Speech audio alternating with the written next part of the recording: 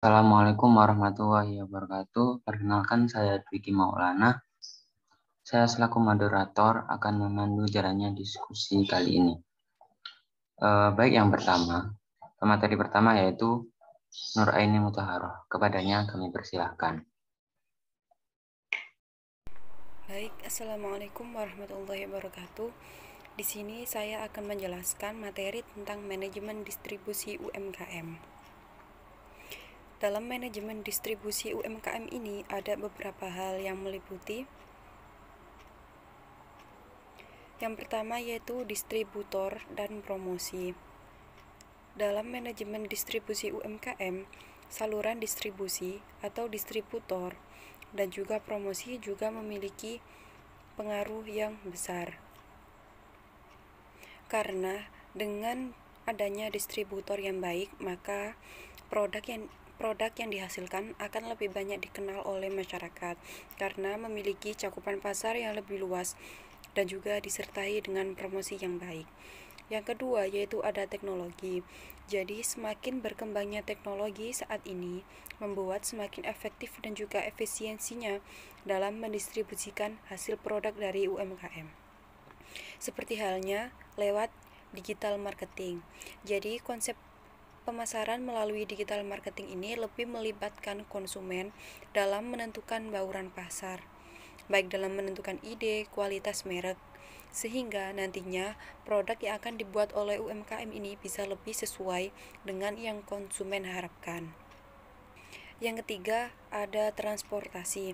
Jadi, pilihan transportasi ini juga mempengaruhi penentuan harga produk dalam proses pengiriman dan juga kondisi barang yang akan diterima oleh para konsumen.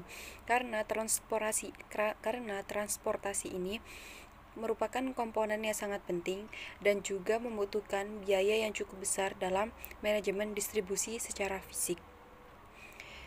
Yang keempat, ada perdagangan. Jadi, fungsi dari perdagangan ini sangat dibutuhkan dan juga di dalam distribusi UMKM.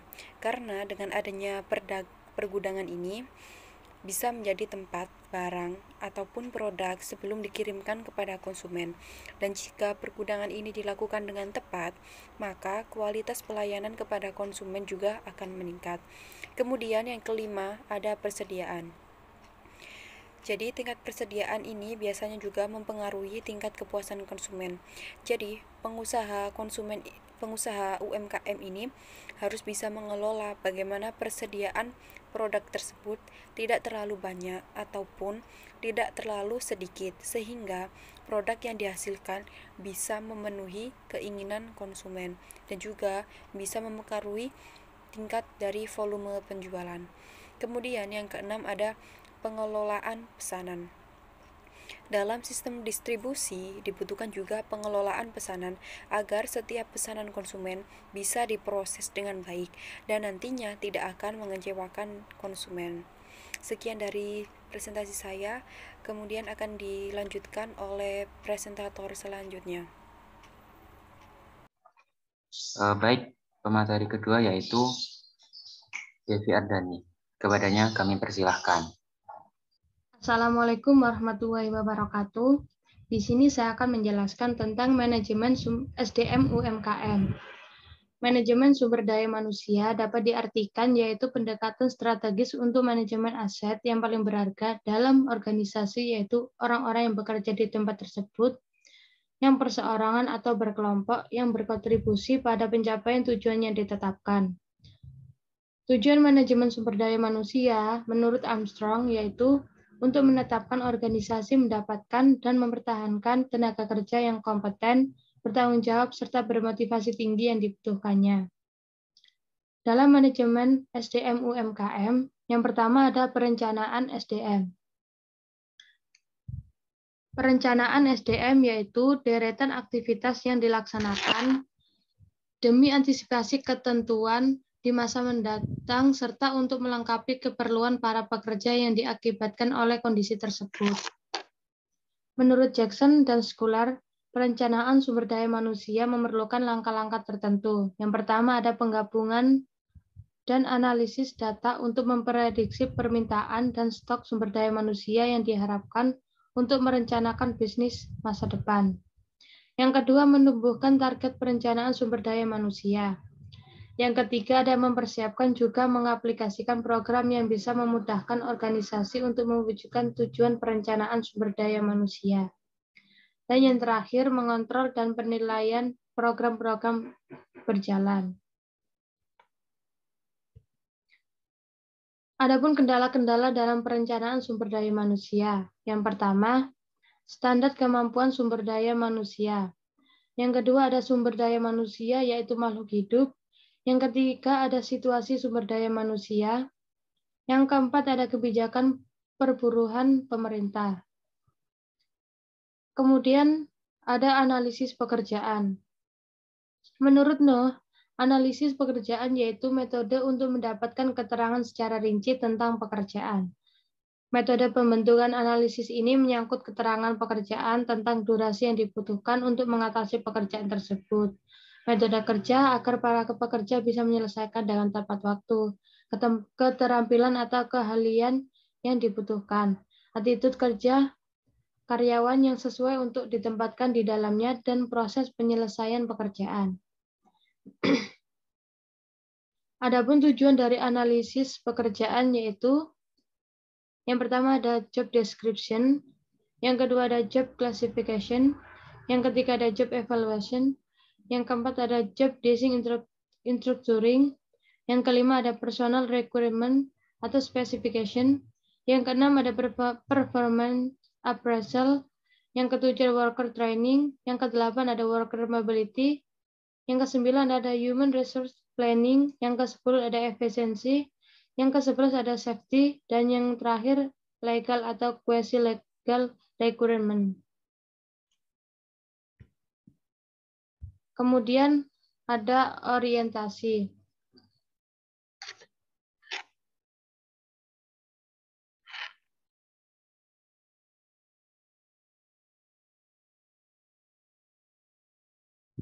Menurut Nawawi, orientasi adalah usaha untuk mendukung para tenaga kerja agar dapat mengenali dengan baik dan siap beradaptasi dengan keadaan atau lingkungan bisnis pada organisasi. Memberikan informasi dasar mengenai perusahaan untuk karyawan baru, yaitu informasi yang dibutuhkan untuk melakukan pekerjaan dengan memuaskan. Terdapat beberapa indikator dalam aktivitas orientasi kerja menurut Sunyoto, yaitu sebagai berikut. Yang pertama ada korelasi terhadap rekan kerja. Yang kedua ada introduksi perusahaan. Yang ketiga ada solidaristik. Yang keempat ada komunikasi. Yang kelima ada kegiatan orientasi. Dan yang terakhir yaitu sosialisasi. Adapun tujuan orientasi sumber daya manusia menurut Shimamura yaitu sebagai berikut. Yang pertama, untuk mengkaji kebijakan dalam suatu pekerjaan. Yang kedua, untuk menjalin korelasi yang baik dengan atasan ataupun bawahan. Yang ketiga, ada memberikan pekerjaan rasa memiliki dengan menunjukkan bagaimana pekerjaan mereka cocok dengan keutuhan organisasi. Yang keempat, menurunkan kuantitas stres dan kecemasan yang akan dialami oleh karyawan baru. Dan yang kelima, yaitu menurunkan biaya startup. Dalam orientasi sumber daya manusia terdapat keuntungan dan kelemahan. Keuntungannya yaitu upaya orientasi yang efisien juga berpartisipasi pada kesuksesan jangka pendek dan panjang. Adapun kelemahannya yaitu pada tingkat supervisor. Meskipun bagian personalia telah mempersiapkan program orientasi yang efisien dan juga melatih supervisor dalam melakukan orientasi di bidangnya, namun seringkali gagal. Untuk menghindari kesalahan umum yang dilakukan oleh supervisor, bagian personalia harus memberikan saran yang berisi tentang tugas supervisor pada kegiatan orientasi. Kemudian ada pelatihan dan pengembangan. Pelatihan yaitu metode edukasi jangka pendek untuk pekerja operasional agar mendapat keahlian operasional sistematis. Menurut Handoko, pelatihan dimaksudkan untuk memahami beragam keahlian dan teknik melakukan tugas tertentu yang jelas dan rutin. Pengembangan merupakan metode edukasi jangka panjang yang menggunakan prosedur yang sistematis dan teratur, yaitu pegawai manajerial mendalami ilmu konsep konseptual dan teoritis untuk tujuan umum.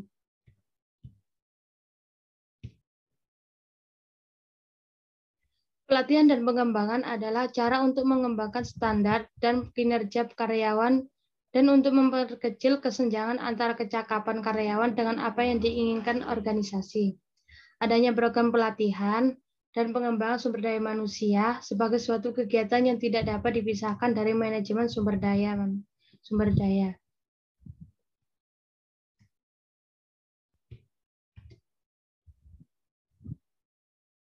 Pelatihan dan pengembangan keduanya memiliki kesamaan dan perbedaan. Persamaan dari kedua tersebut yaitu memberikan contoh dalam komplemen ilmu, keahlian, serta peralihan sikap upaya tujuan perusahaan dapat tercapai dengan ampuh dan praktis. Sedangkan perbedaan pelatihan dan pengembangan adalah sebagai berikut. Ada dimensi belajar, pelatihan, dan pengembangan. Dalam dimensi belajar terdapat siapa, apa, mengapa, dan waktu.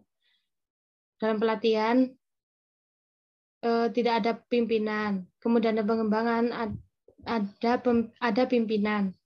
Dalam pelatihan, keahlian teknis. Dalam pengembangan, kecakapan teori dan konsepsi. Kemudian yang ketiga, dalam pelatihan poin khusus korelasi dengan jabatan.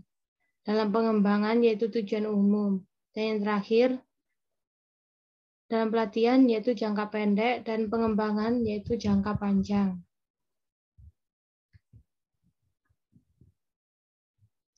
Kemudian ada kompensasi dan fasilitas. Menurut Kazmir,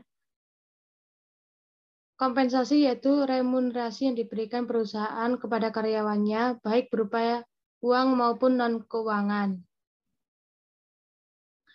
Adapun faktor-faktor yang mempengaruhi kompensasi menurut Sinambela. Yang pertama, ada kemampuan serta produktivitas kerja.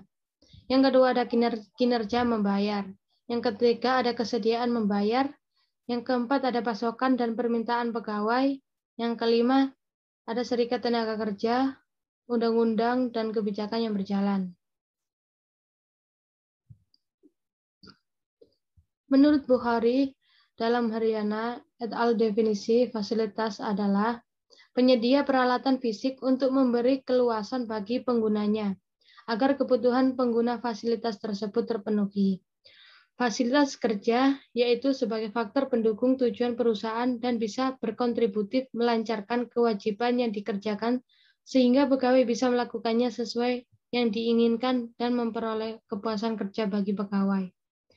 Menurut Sofiandi, indikator-indikator fasilitas kerja pada perusahaan yaitu mesin dan perlengkapan, infrastruktur, perangkat kantor, perlengkapan inventaris, tanah serta bangunan, dan perlengkapan transportasi. Sekian dari saya kembalikan ke moderator. Wassalamualaikum warahmatullahi wabarakatuh. Selanjutnya pemateri ketiga yaitu Mbak Isma. Kepadanya kami persilahkan. Baik, di sini saya akan menjelaskan tentang manajemen resiko UMKM. Resiko yaitu perpaduan antara probabilitas berdasarkan kasus dengan sebab dan konsekuensinya. Resiko merupakan sesuatu yang dapat mengacu kepada ketidakjelasan terhadap pelaksanaan suatu peristiwa selama periode tertentu di mana kondisi tersebut dapat mengakibatkan berbagai kerusakan, baik itu kerusakan berskala minim yang tidak ada aruhnya maupun kerusakan berskala besar yang memiliki dampak pada berkelanjutan hidup di suatu perusahaan. Resiko bisnis memiliki berbagai kategori yang terbagi menjadi 4 jenis. Yang pertama, resiko eksternalitas. Yang kedua, resiko strategis. Yang ketiga, resiko operasional. Yang keempat, resiko keuangan. Manajemen resiko yaitu perangkat lunak yang didesain untuk membuat manajemen umum yang bersangkutan dengan bermacam kegiatan yang mungkin bisa memunculkan risiko. Risiko ini pasti akan terjadi suatu saat oleh semua pelaku wirausaha, sehingga dibutuhkan beberapa manajemen risiko. Manajemen risiko ini dimanfaatkan untuk membuat perhitungan tentang berbagai kemungkinan terjadinya risiko dan atau suatu kendala. Adapun usaha-usaha yang bisa dilakukan, yakni yang pertama, membuat perubahan untuk menemukan peluang keberhasilan. Yang kedua, mendapatkan kesimpulan dengan efektif dan efisien. Yang ketiga, manajemen keuangan yang berstruktur dengan baik. Yang keempat, perencanaan bisnis yang memiliki tingkat kematangan. Yang kelima, manajemen atau kerjasama tim. Yang keenam, eksekusi yang sudah terintegrasi. Dan yang terakhir yaitu mengawali pada saat yang tepat. Kondisi yang paling utama yaitu mengimplementasikan manajemen risiko. Akan tetapi, terbatasnya kondisi pelaku UMKM yang memiliki banyak informasi dan simpati pada manajemen risiko. Setidaknya terdapat 3 risiko yang berada pada level tertinggi. Risiko-risiko tersebut merupakan akibat dari penyusutan hasil kinerja atau revenue, penyusutan pada proses pembuatan hasil produksi, dan inflasi terhadap produksi yang akan dihasilkan. Pada tahap risiko sedang, UMKM bisa melewati masa keterlambatan pengiriman produk yang akan dihasilkan. Manajemen risiko bagi UMKM atau UKM pada saat ini tidak begitu dikenal oleh lingkungan usaha kecil. Akan tetapi, saat di tengah pandemi COVID-19 yang sedang terjadi saat ini, kecakapan dalam melawan dan mengontrol persoalan dalam memutuskan sesuai dengan kecakapan pelaku UMKM usaha. Kondisi tersebut perlu sesuai dengan kecakapan pelaku UMKM dalam mengatur usahanya sebagai bentuk dari bagian kesempurnaan untuk menaikkan kinerja UMKM. Banyaknya pelaku usaha kecil yang seharusnya menutup usahanya sebab tidak pernah atau belum memprediksikan berbagai risiko yang akan terjadi di masa yang akan mendatang. Baik, terima kasih. Sekian presentasi dari kelompok kami. Mohon maaf jika ada salah kata. Assalamualaikum warahmatullahi wabarakatuh.